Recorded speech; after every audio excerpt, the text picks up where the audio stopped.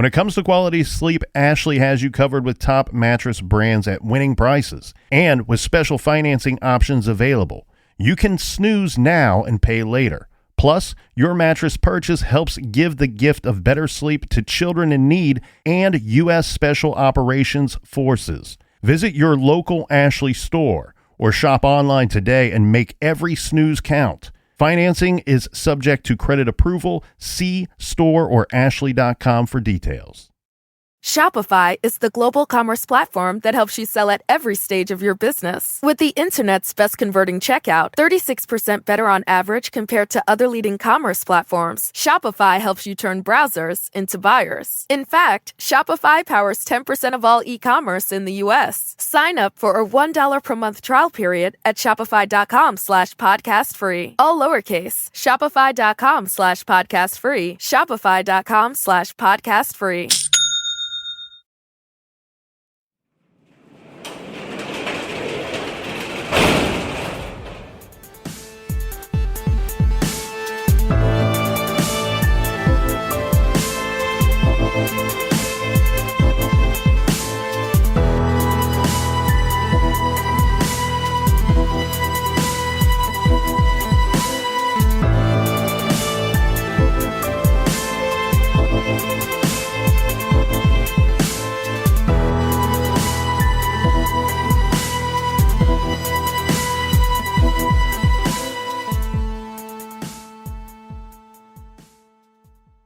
Welcome to True Crime Garage. Wherever you are, whatever you are doing, thanks for listening. I'm your host, Nick, and with me as always, ladies and gentlemen, his real name is Guy Man Dude, but I call him the Captain. What's happening? It's good to be seen and it's good to see you. Thanks for listening.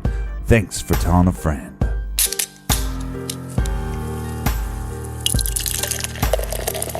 Today we are drinking Psychokinesis by the bright and brilliant minds over at Grimm Artisan Ales. Garage grade. Let's go with 3 3/4 bottle caps out of 5.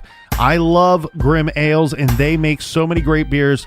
It was hard to choose one, so expect to see them featured again. But this week it is Psychokinesis, which is a dry hopped and tart wild ale with notes of tropical fruits, and this week's beer was brought to the garage by these bright and brilliant minds. First up, we have Kimberly in Phoenix, Arizona. And a big shout out to Paul in New Orleans. Let's go to the great state of Texas and say hello to Natalie in San Antonio. Hello! La-ti-da. And then here's a cheers to Mila in Wilmington, North Carolina. And a big we like your jib to Aaron from Windsor, Colorado. And last but not least, a shout out to Sarah, New Paltz, New York. So thanks to everybody for filling up the fridge for this week's show. If you want to help us out with next week's show, go to truecrimegarage.com, click on the donate button. While you're there, check out our blog. You can click on the different cases. There's discussions going on there. There's a lot of the great listeners providing some great theories and information on these cases as well. And make sure you check out the store page this week. We have 2 new logo shirts that are going to be in the store this week. And that's enough of the business. All right, everybody, gather around, grab a chair, grab a beer. Let's talk some true crime.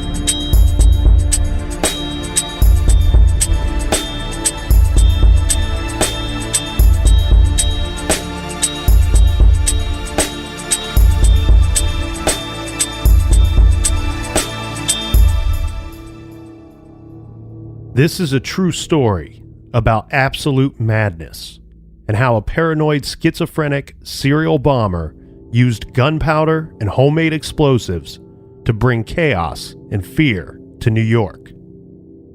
The following is an excerpt from the book Incendiary by Michael Cannell. The NYPD certainly didn't understand it. The famously tough-minded New York detectives stumbled and fumbled as a harassing band of newspaper reporters detailed at every turn. For more than a century, the police had relied on muscle and shoe leather to collar bad guys. The street corner respected the billy club, and that was that. But reliable strong-arm methods proved useless in the face of a schizophrenic serial bomber. Seldom in the history of New York, wrote the Associated Press, has a case proved such torment to police. The bomber's rampage came at a time when science was transforming the way Americans thought about the world around them. Jonas Salk came up with the polio vaccine, eradicating a disease that crippled hundreds of thousands. Bell Labs paved the way for modern electronics and all that came with it by inventing the silicon transistor. Physicist Edward Teller created the hydrogen bomb. Scientific advancements, however, did not elevate policing, at least not in New York. The NYPD's corrupt precinct captains and stubborn commanders resisted new methods promoted by college-educated criminologists until a serial bomber forced them to adapt.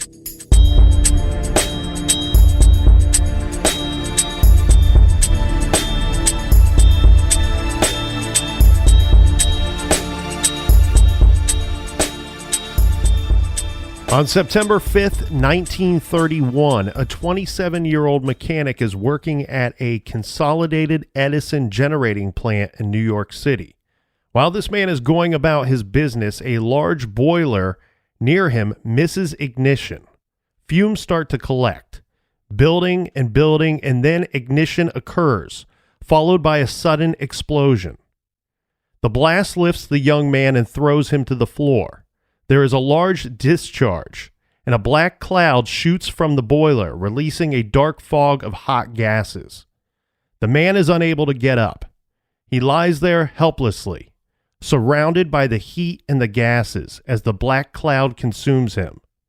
The hot gases and fumes begin to fill his lungs, choking him. Not only can he not breathe, but his lungs and throat feel as though if they are on fire. Lit from within, the flames growing, the heat rising, and the pain is unbearable. The man thought surely the blast has killed him, and now he is burning in hell. Finally, the young man comes to, and he sees what he thinks to be angels cutting through the fog and coming to his aid. The man was rushed to the hospital, and though he was severely injured, he would survive and recover, although not completely, because the accident left him disabled.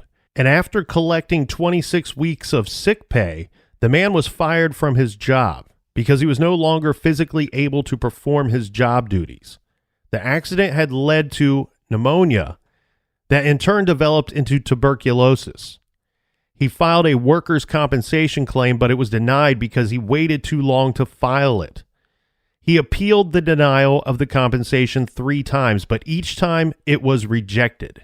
9 years later, on November 16th, 1940, a worker at the Consolidated Edison power plant located at 170 street number on the busy West 64th Street in Manhattan found a wooden toolbox sitting unattended on a windowsill. Thinking someone had forgotten their tools, the worker decided to inspect the wooden toolbox. Inside, there were no tools. But what was found caused the worker to panic, and the NYPD were notified. The item and the toolbox were successfully located and removed, and no one was hurt. The police had found what was described as a crude pipe bomb. It was a short length of brass pipe filled with gunpowder, with an ignition mechanism made of sugar and flashlight batteries. It was a dud. It never exploded. The bomb was wrapped in a note written in a distinctive block lettering. The note stating, "Con Edison crooks, this is for you." And it was signed F.P. Well, and this first bomb is kind of interesting because it's wrapped in a note. So a lot of people believe that this bomb was meant to be a dud because why would you wrap it in a note that you want people to read and then have the bomb blow up and then destroy the note? Yeah, that's the investigators looking into the matter. That was their thought, because the note would have been obliterated by the explosion. Bringing up the obvious possibility that the intention of the bomb and its maker was to threaten someone, or maybe even everyone at this Con Edison location, not actually to injure or kill. Right. Had the intent been to injure or kill, the maker would have made sure the bomb would have exploded and then sent a letter later claiming responsibility for this action. In September of 1941, a pipe bomb was found lying in the street near 4 Irving Place. This is in New York City. There were no casualties in this event either. The bomb had been dropped without the fuse being lit. The bomb, it had similar construction to the one found at Con Edison in November. And this was found inside of an old sock. There was no note with this bomb, however. Yeah, it was a wool sock. And police theorized that the bomber might have spotted a police officer or for some reason got scared and dropped the bomb out of fear without setting its fuse. If this were true, it is likely that the bomb was not dropped near its intended target. Now, here's an interesting thing, Captain. The bombs, they did scare some of the Consolidated Edison employees and some of the people who would walk and travel near Irving Place. Right. But there were much more scarier events going on around the world. World War II was well underway, and many countries joining forces with others taking sides, and the loss of life due to war would never be greater. In December of 1941, Japan attacked the United States and European colonies in the Pacific Ocean. The United States joined the war, and shortly after, the police received a letter. The source cited here says the letter was all in block capital letters. Now, I've seen photos of this letter, and it actually appears to me to be letters cut from possibly newspapers and or magazines. Yeah, this is the stereotypical, serial killer, serial bomber, clipping letters that you'd see in all the old-time movies. Yeah, and regardless of how this letter was constructed, it read as follows. I will make no more bomb units for the duration of the war. My patriotic feelings have made me decide this. Later, I will bring the Con Edison to justice. They will pay for their dastardly deeds. Signed, FP. So we have one bomb planted, one bomb accidentally planted, neither bomb go off, and then we get a letter because this guy's so patriotic that he's just not going to bomb during the war. During the course of the war, yeah. And true to his words, true to the bomber's words, there were no bombs that showed up during the course of the war. And in fact, for 5 years after that. Well, yeah. But it's also a long war. I wonder if every year the guy just kind of sat around going, damn war, still going on. Well, instead, can't start my bombing until the war's over. He didn't stay silent because instead he sent crank letters, threatening letters, and postcards to police stations, newspapers, movie theaters, to private citizens, and to the Consolidated Edison Power Company, all signed from this FP. Yeah, but I mean, at that point, this is not much of a threat. Well, we will never know the grand total number of the amount of correspondence that FP sent and where they all went, but what has been reported was that there were at least 16 of these types of letters or cards that were sent during the course of this, what I'm calling is wartime means peacetime for this bomber. Now, investigators studying the penciled blocked lettered messages, and they noted that the letters G and Y had a very odd shape to them. They believe that this is possibly indicating that FP had some type of European education. And I'd assume that they'd actually think that this guy might have been military or something like that, because he is not bombing during wartime. Yeah, there was some consideration to that possibly he was gone during this time. I wanted to find out more specifically when these 16 threatening letters or postcards were sent and received, because if he was off at war, you know what I mean? Like, was he were these not received for 5 years? The only information I could find was during this time that no bombs were sent, there was still threatening letters and cards that were sent. Right. I couldn't find dates to go with those threatening messages that he was sending.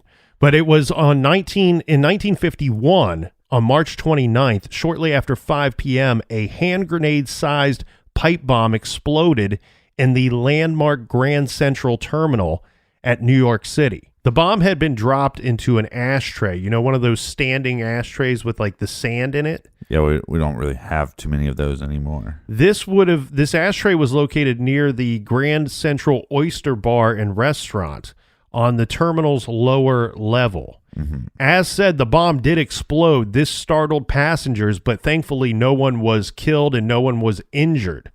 Police dismissed this event as the work of, quote, boys or pranksters.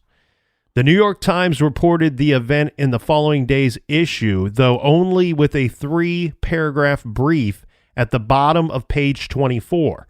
Ordinarily, the detonation of a pipe bomb in a busy commuter terminal at rush hour would be cause for grave public concern, yet the local news immediately and barely acknowledged this event. Well, it seemed like they're trying to brush it off because, one, nobody was hurt, and then the explosion wasn't huge. It didn't cause a lot of damage. And I think the police stating that this is boys or pranksters really kind of quiets down the alarm there. Right. I mean, you're not going to report on the front page that a local deli was egged by a bunch of high schoolers. Right.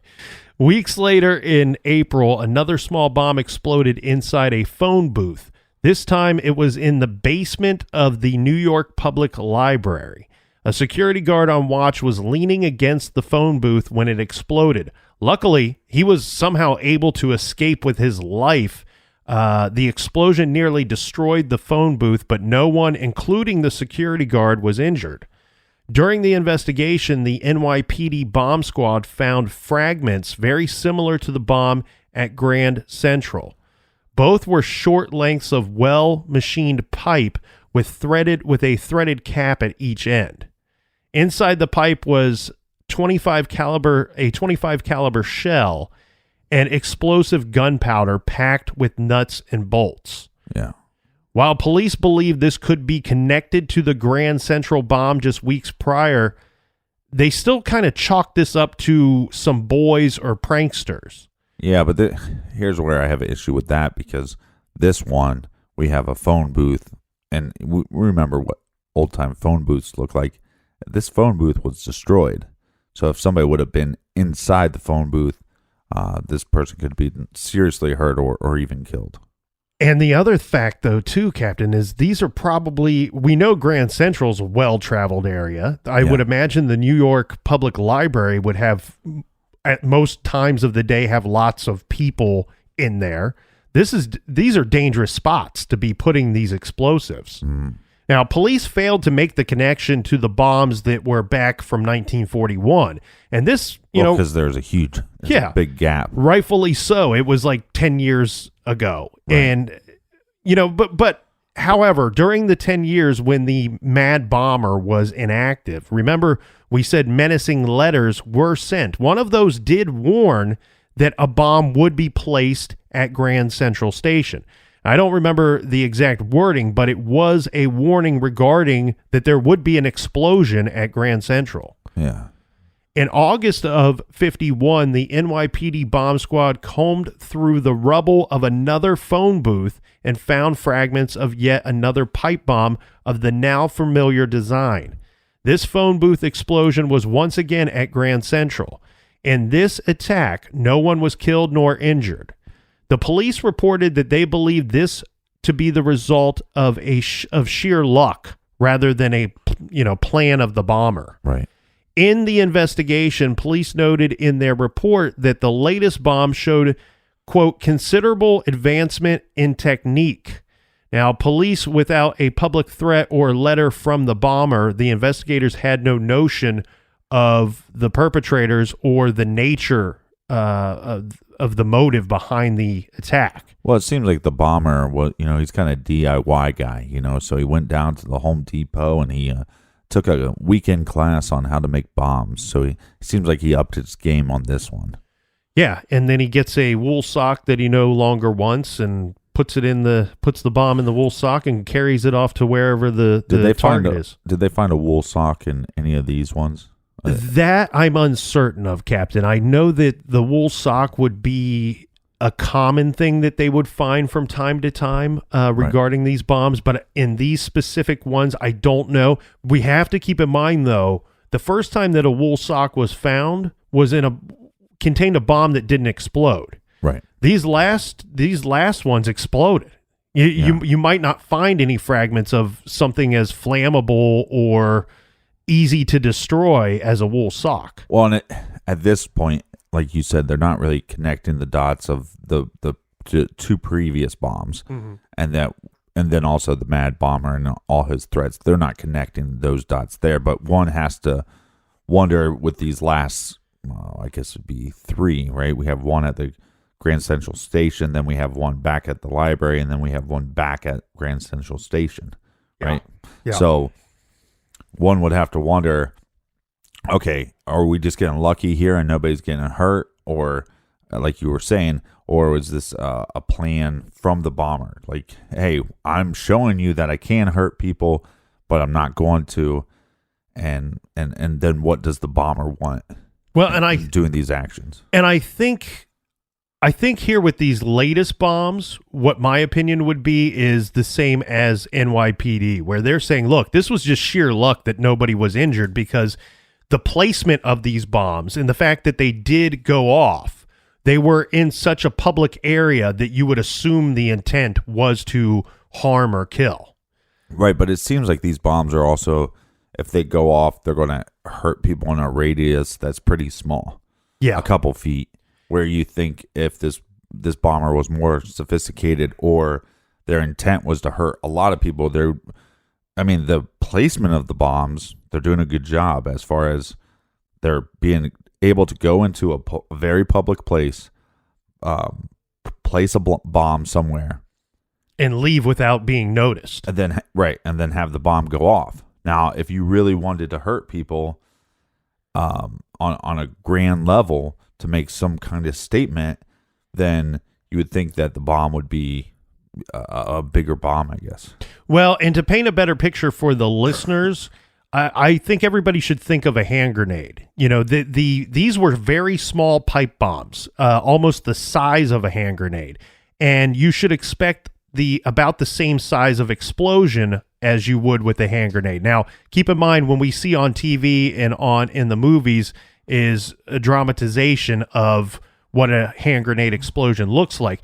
The super deadly thing or harmful thing here is one of the bombs that did not explode, they said was packed with nuts and bolts, sending these items flying through the air and potentially into people as they pass by. Yeah, I'm no John Rambo, but when I was a kid, like you would pretend that you had the grenade and you'd throw it into that room, you know, and then the whole room would blow up. Mm-hmm. But that's not the case with grenades. Oh, you've put me on the spot, Captain. I'm no expert in grenades, but from my understanding with these particular bombs, right. You know, so what I think you're describing is if you threw a grenade into this garage, like if you were like some army guy and you're trying to infiltrate this this garage and you're worried about the threat level in this garage, you would kick in the door, you would throw the grenade inside and assume that the grenade would blow up and kind of incinerate everybody inside this small garage that we're sitting in. And I think that may or may not be the case. I've never thrown a grenade. I've dreamt about it many times. But these little pipe bombs, they're only about a 5-inch piece of pipe, maybe 6 inches at the most, but often described as what one would expect to see with a grenade type explosion.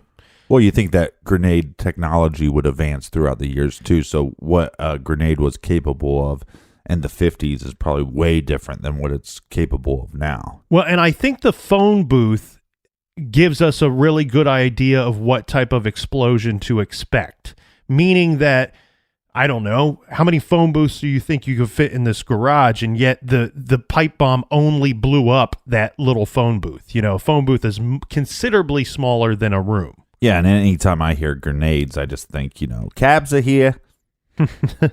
Well, back to the August 51 bomb, the one that exploded at Grand Central Station. Like the police said, they didn't really have an idea of who the perpetrator was or the motive behind the attack because there was no letter found or letter sent to describe or claim responsibility for this attack. But right. As our listeners know, with each new attack, not only do you have an increased threat level, but you also have the preponderance of evidence against the offender, or at least to deduce who they are.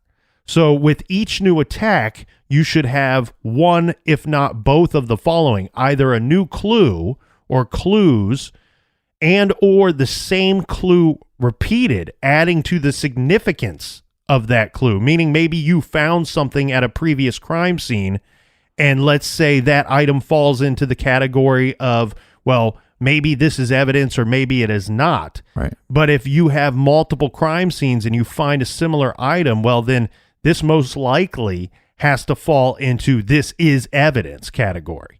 So at some of these bomb sites, among the scattered debris of pipe fragments, shell casings, plaster, glass, nuts, and bolts, police found a partially consumed throat lozenge. Now, of course, finding a used cough drop in a public place with a lot of foot traffic may seem like just a coincidence, but all of these lozenges were in close proximity to the bombs, and they were all of the same brand.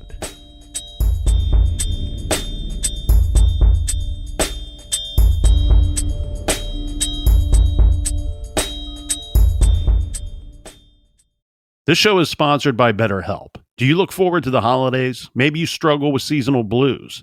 This time of year can be a lot, and it's natural to feel some sadness or even anxiety about it. But adding something new and positive to your life can counteract some of those feelings. Therapy can be a bright spot, something to look forward to make you feel grounded, and to give you the tools to manage everything going on. If you're thinking of starting therapy, give BetterHelp a try. It's entirely online, designed to be convenient, flexible, and suited to your schedule. Just fill out a brief questionnaire to get matched with a licensed therapist and switch therapists at any time for no additional charge. Find your bright spot this season with BetterHelp. Visit BetterHelp.com/garage today to get 10% off your first month. That's BetterHelp, HELP.com/garage. Shopify is the global commerce platform that helps you sell at every stage of your business. With the internet's best converting checkout, 36% better on average compared to other leading commerce platforms, Shopify helps you turn browsers into buyers. In fact, Shopify powers 10% of all e-commerce in the U.S. Sign up for a $1 per month trial period at shopify.com/podcastfree. All lowercase, shopify.com/podcastfree, shopify.com/podcastfree.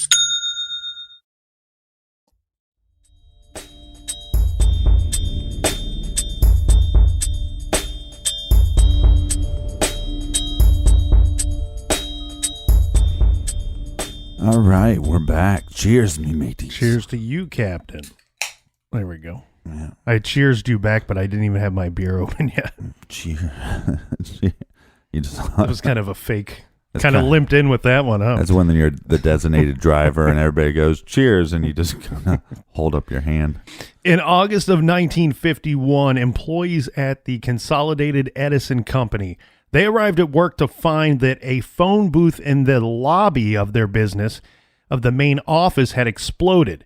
So this happened overnight. Now, no one was in the lobby during the explosion, so of course no one was hurt. The person actually in the building the only person actually at all in the building was a security guard at nighttime. Now, for safety precautions, the building was evacuated and a thorough search was conducted. NYPD insisted that the building remain empty. This would be for several days.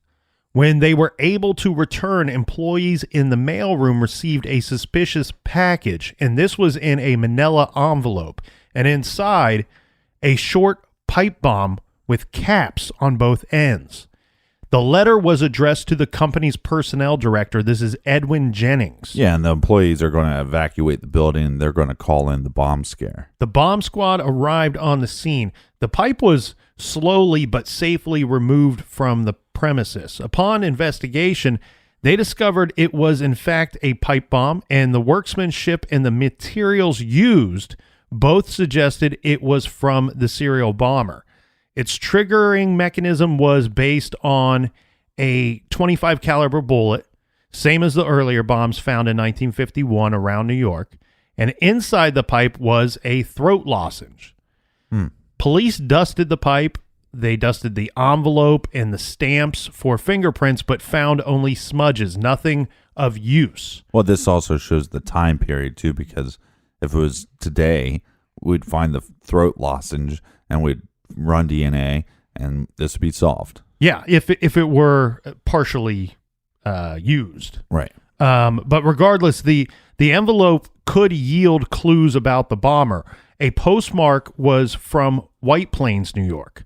A return address was from Lehman and Lehman, which was a fictionary entity. Right. An address... I used to work for him.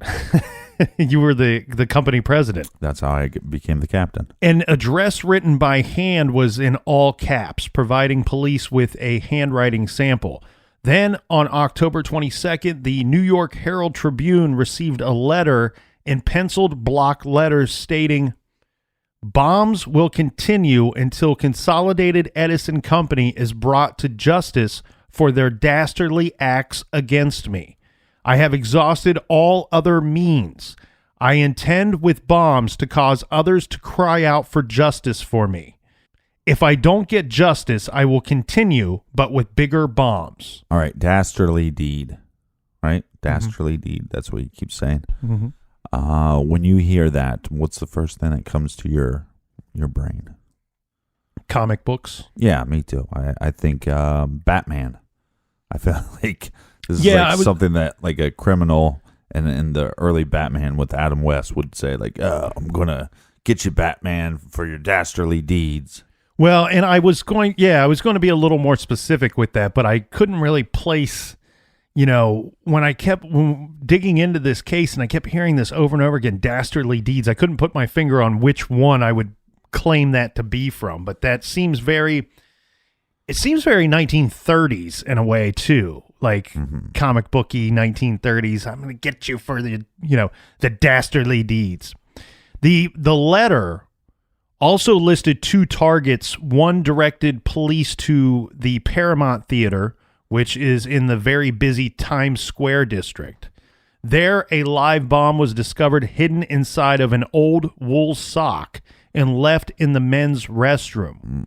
Luckily, the bomb was located in time and it was disabled. The other target was a telephone booth at Pennsylvania Station. There, nothing was found. Either the bomber was unable to deliver on the threat, or he wanted to send the police on a wild goose chase. Back to the bomber's letters. So detectives made a surprising realization. The first Grand Central device in March of 1951 was not the first.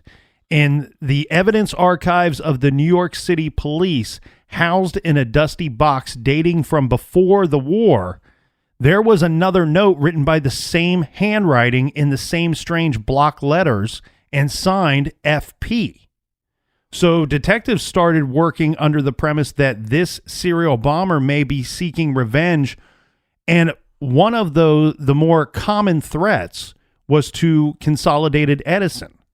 So possibly an angry customer or disgruntled former employee. Yeah. Detectives teamed up with Con Ed Management, that's what they call them there for short, Con Ed, and provided a sample of the bomber's handwriting, asking the company to rummage through its employee archives, seeking, a problematic ex-employee with handwriting resembling the unusual letter forms, or somebody with the initials FP or possibly both, right? Right. Considering the thousands of people that the large utility company had employed over the years, reviewing these files would be quite the task. They compared the handwriting sample with old employee applications and tax forms. So this was a very tedious process. But what happened was it actually produced a single person, a man who was a former employee. This man was once fired from Consolidated Edison Company for theft. And now, at this time in the case, he was the prime suspect in the serial bombing case. Yeah. This man's name is Frederick Eberhard. So, we got the F part. Yeah. He was a 56-year-old cable splicer who had worked for Con Ed until they fired him in 1948. What was he caught stealing? I don't know what he was caught stealing, but not only was he fired for theft, but the police had arrested Eberhard for that crime, for the theft. It went to trial, but he was acquitted. Then Eberhard, in turn, filed a lawsuit against Con Edison for $75,000.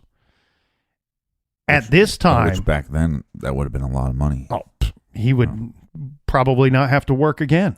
Yeah. At this time, the lawsuit that he was seeking against Consolidated Edison was still unresolved.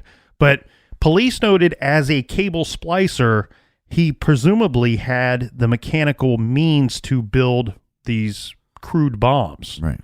And as a disgruntled employee, he had a motive. And the strange block handwriting was spot on. It matched his handwriting.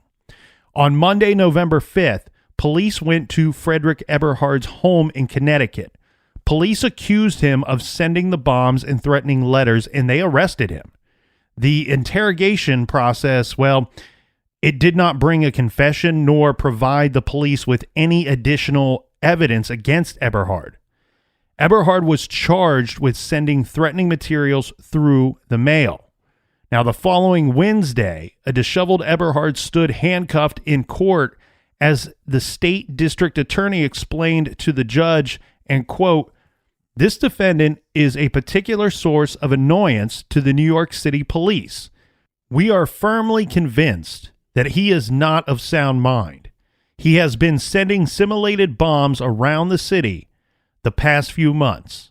Hundreds of police have been called out at all hours of the day and night to investigate because of his actions." The judge ruled that Eberhard be sent to the psychiatric portion of Bellevue Hospital for evaluation. Eberhard's wife, Louise, insisted that the police had the wrong man. Several months later, the case was actually dismissed in court after Eberhard's lawyer argued successfully that the package that they actually arrested him for, the latest package, right? It was not. So he's being charged with sending threatening items through the mail. Yeah. The problem with that charge is the bomb doesn't explode. It was actually, I believe, deemed that it could not physically explode. So there is no threat with the actual bomb. And furthermore, in that particular incident, there was no threatening note sent along with the bomb or later claiming responsibility. So therefore, the arrest charge of sending threatening materials through the mail, well, there was nothing actually threatening about it deemed by this judge. The lawyer argued that successfully. So this guy is charged with it, but then it's ultimately just dismissed and thrown out of court. On November 28th, a bomb went off at the 14th Street subway station. The serial bomber had rented a coin-operated locker at the IRT 14th Street subway station. There, the bomber placed one of his small signature pipe bombs. The bomb exploded, destroying several lockers and adding much damage to the immediate area. No one was injured. Now, if this latest bomb didn't indicate to NYPD that they had the wrong man when they arrested Eberhard, well, then a note sent at the end of 1951 certainly would. And this note read, Have you noticed the bombs in your city? If you are worried, I am sorry. And also if anyone is injured. But it cannot be helped, for justice will be served. I am not well, and for this I will make the Con Edison sorry. Yes, they will regret their dastardly deeds. I will bring them before the bar of justice. Public opinion will condemn them. For beware, I will place more units under theater seats in the near future. Signed, FP. So even though there's not these huge explosions and a lot of people being injured, this is costing the city a lot of money. Yeah, and the thing we have to understand here is, much like today, the bomb squad is a very specific unit. And even in a city as large as New York, keep in mind most of these bombs were in 1951. And so these men are getting called out at all hours of the night. It's not like you constantly have a whole team of bomb squad. They were actually called bomb squad detectives back then, right? On duty 24/7 around the clock. And if anybody reads up on this case or looks on the internet into this case, there's some fascinating pictures of the technology at the time. The way that they removed these bombs with toothpicks. Well, it's actually very strange looking. It looks like, from the black and white pictures, it almost looks like the bomb squad detectives are wearing almost like a wicker material or some kind of basket over their head, when really it's a... Have you seen these? Do you know what I'm talking about? Yeah. Okay, and actually the bomb squad vehicle that they removed the bomb in also looks like it's this giant basket, when really what it is it's threaded steel, I believe, or some type of metal.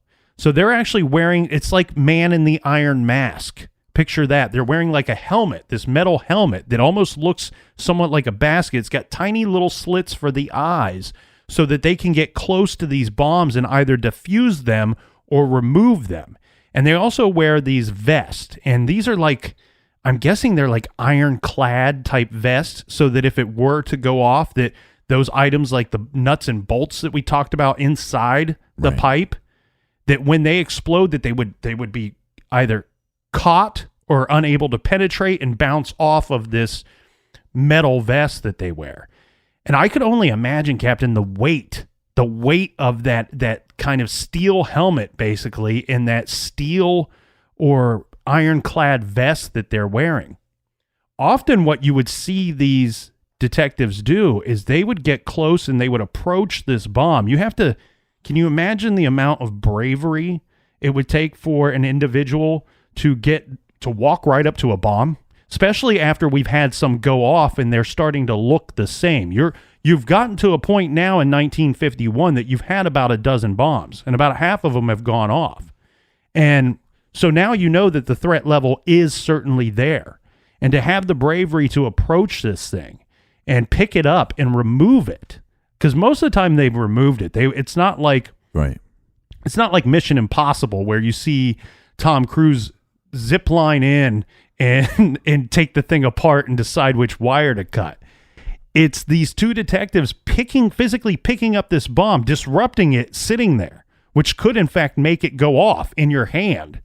They would place it in some type of bag, purse, or basket type thing, and they would place this thing in the center of a bar, like a long bar, so that you could hoist one end of the bar up over your shoulder, and I could hoist one up over my shoulder, and we could walk it out of there to the vehicle, to that ironclad vehicle, to remove this thing from the area, keeping everyone else safe, but in turn putting ourselves very much in harm's way. The purpose of the bar, that we place the thing on the bar, is so at the very least, if this thing goes off, if this bomb explodes while we are transporting it to the vehicle, at least you and I are 2.5, 3.5 feet from the thing when it explodes. Well, and you get this jackwagon that is sending bombs so often now that you have to put yourself in this situation over and over again.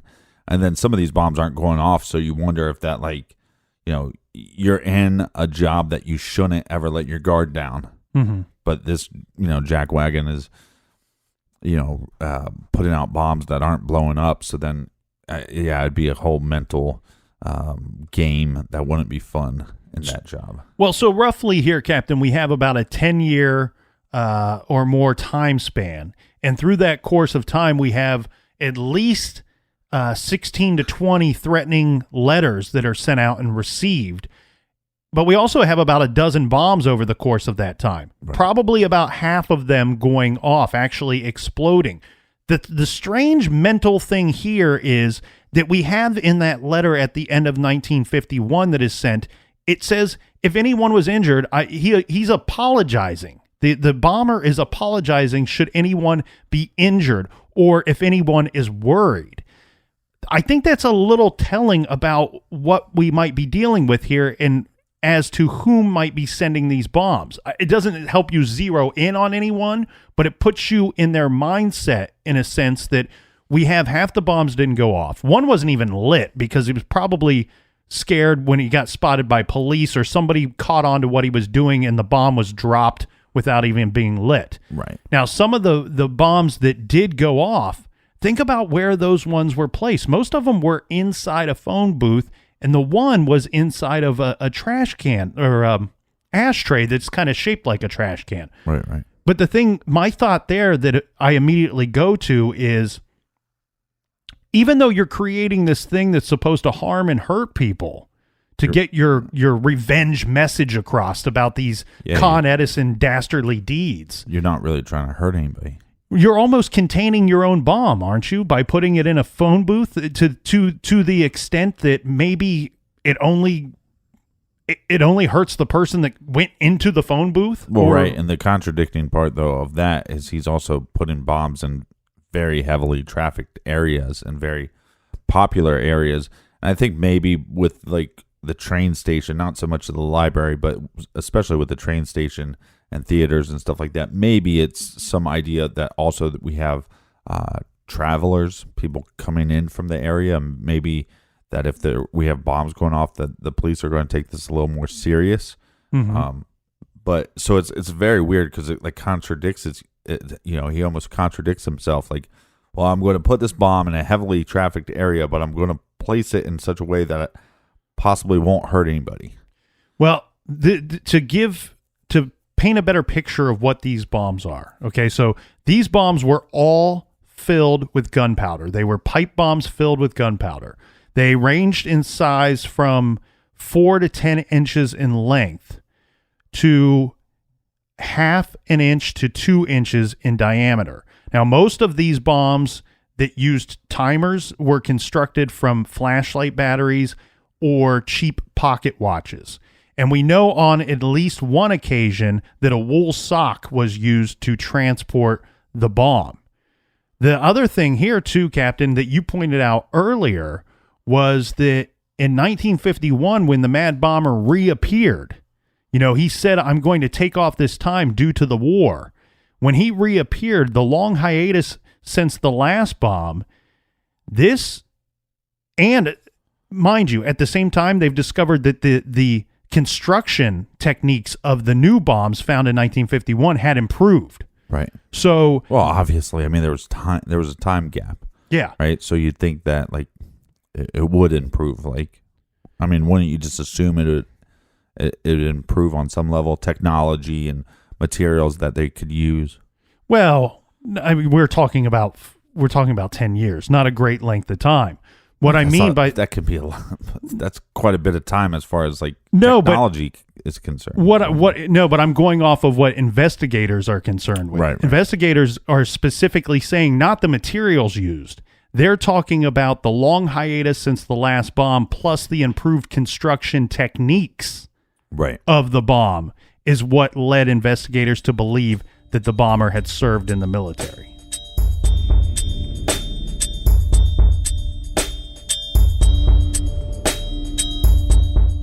If you want to take our new show Off the Record for a test drive, do what just what the captain said. Go to StitcherPremium.com/TrueCrimeGarage and use the promo code GARAGE, and you'll get a free month of listening.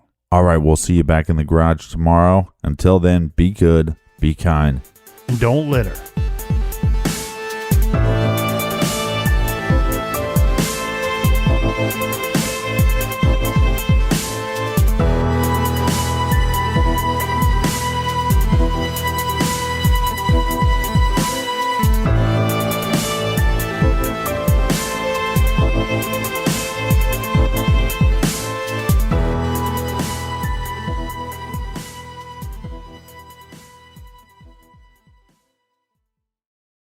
Shopify is the global commerce platform that helps you sell at every stage of your business. With the internet's best converting checkout, 36% better on average compared to other leading commerce platforms, Shopify helps you turn browsers into buyers. In fact, Shopify powers 10% of all e-commerce in the U.S. Sign up for a $1 per month trial period at shopify.com/podcast free. All lowercase, shopify.com/podcast free, shopify.com/podcast free.